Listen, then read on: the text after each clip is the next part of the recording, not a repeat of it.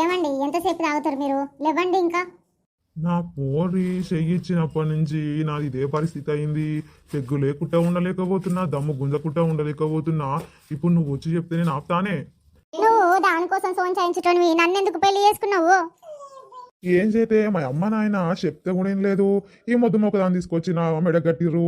ఇదేం చెప్పినా లొల్లి లొల్లి చేస్తుంది. గిట్టనే మొత్తుకుంటున్నావు, ఏం చేతువు? ఏమండి నువ్వు ఏమన్నానండిగా నన్ను ముద్దు మొహం అంటే నేను ఊరుకునేదే లేదు.